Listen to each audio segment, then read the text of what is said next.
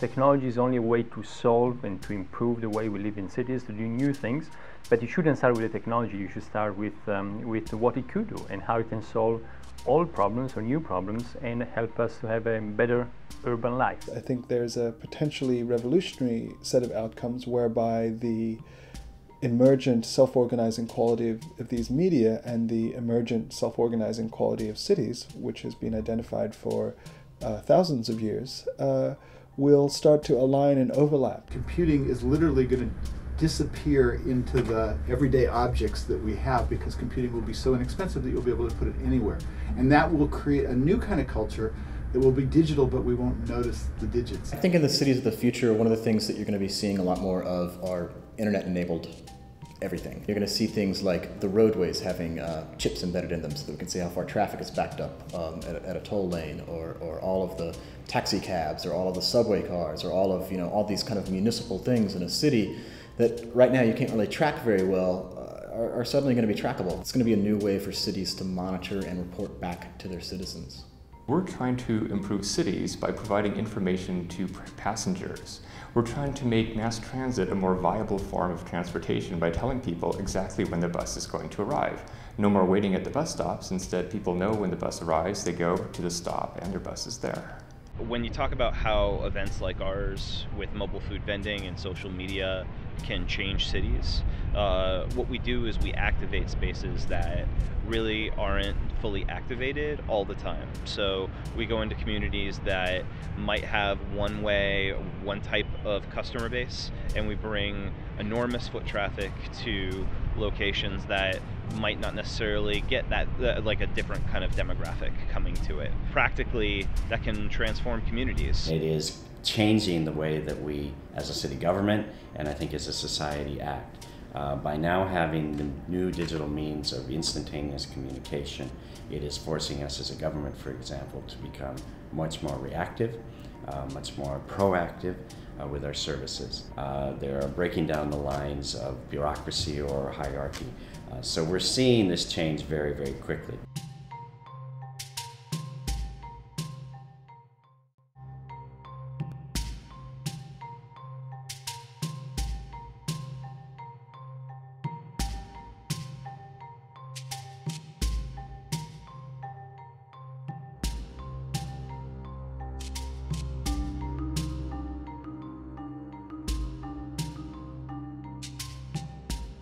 Well, innovation is really the blood of a creative economy.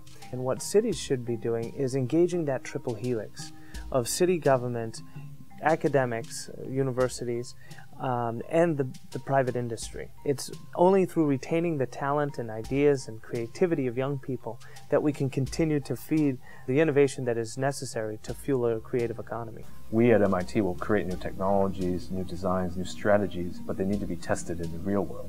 One way to do that is to create a living laboratory in which you take a city, or perhaps a neighborhood of a city, where you can test and deploy these types of new systems. But the only way you're going to be able to do that is you have to have partners, both industrial and academic, that can actually build these new experiments, put them in the field, test them. We benefit a lot from setting best practices between the universities and the city on sustainability, particularly on running our facilities. It's just introduced us to a whole new way of trying to solve city problems using technology and using the community of folks that are out there that can help us solve problems that we're quite candidly just not capable of solving on our own. So it really has created a whole change in dynamic on how are we moving the city forward, how are we engaging our constituents as our users, and the business community and the higher ed community to really help us figure things out in the city of Boston.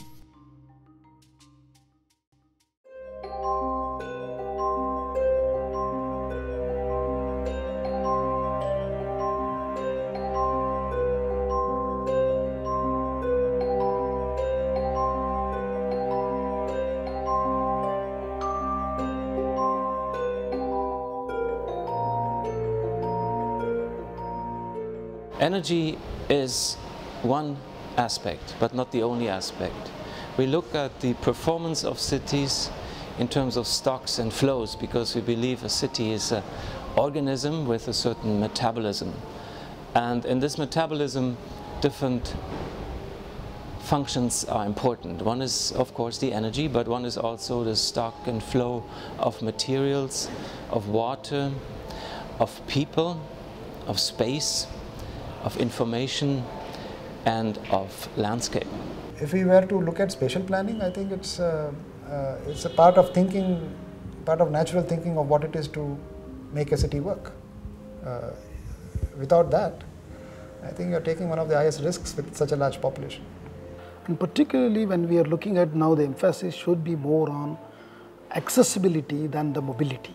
So when you are looking at the accessibility of the people to their workplace, or to meet their relatives and friends, or even the education or the healthcare, so the planning becomes a very integral part for these things. 40% of the population in Bangalore lives in unplanned neighborhoods, where the sewerage systems, sanitation systems, water systems are largely non-existent.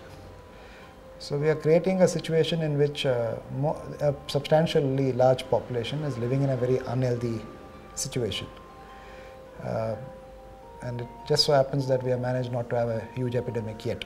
Bangalore has many challenges because it's growing very rapidly, both spatially and economically. And it's not been able to manage to match the aspirations of its people with the area that it's grown to. So planning itself in its spatial form is not enough.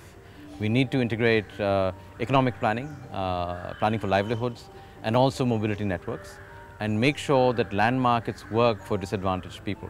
In a city like Bangalore and all the big the 8 metropolitan cities of India, the mega cities, so to speak, whether you're a pedestrian, a bus, a cyclist, a motorist, the experience of the road is a day-to-day nightmare. But now in Shanghai, Now in Shanghai, we're doing a project called Slow Traffic System.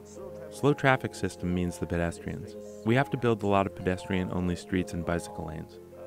The other solution of transport in Shanghai is to facilitate the public transport systems to replace the car ownership. Therefore, we're building a lot of P+R park and ride areas outside of the downtown system to allow the travelers and drivers to park their car outside of downtown and to change to public transport. The second solution is to allow the carrying out of projects in information services.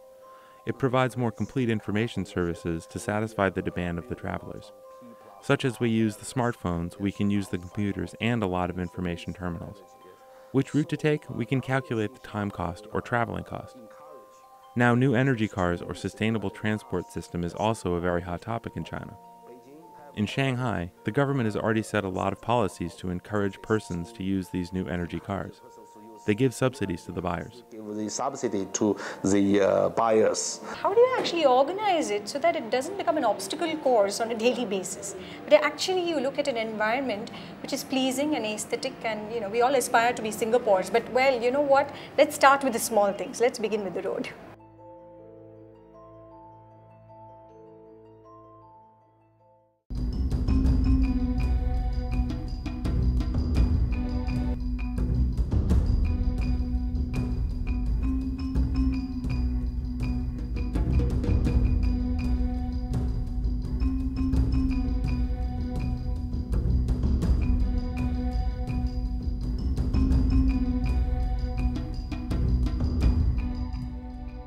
In this Future Cities Laboratory, we look at the possibility to transform existing cities towards more sustainability, or to build new cities in a more sustainable way.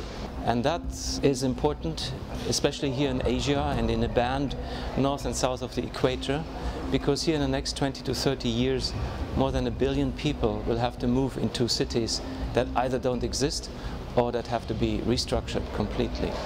We have no idea up to now how to build really green buildings in tropical areas. We know that for temperate zones, but not for areas like here in Singapore. So we have a lot to learn, a lot of research is needed. We have worked in particular in developing and also delivering the first retrofit of a zero-emission building in Singapore. This was done through a multiplicity of different technologies, including the use of sun control, of generation by photovoltaics, and also the incorporation of new air conditioning technologies. The only resource we have at this point is solar, but even the solar resource is a little bit compromised because of humidity and a large cloud cover.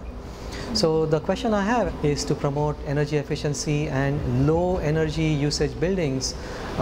Really we need breakthrough solutions which would be suitable for sustainable buildings in the tropics. The key to sustainable development here is build more with less. So one of our spearheading activities is resource recovery and reuse, wherein we have got production plants which are zero discharge. They do not discharge any waste. They use back all the waste in the production process. We also have found solutions to use the country's waste into producing concrete or finding a replacement or a suitable replacement for sand, which is a rare commodity in this country.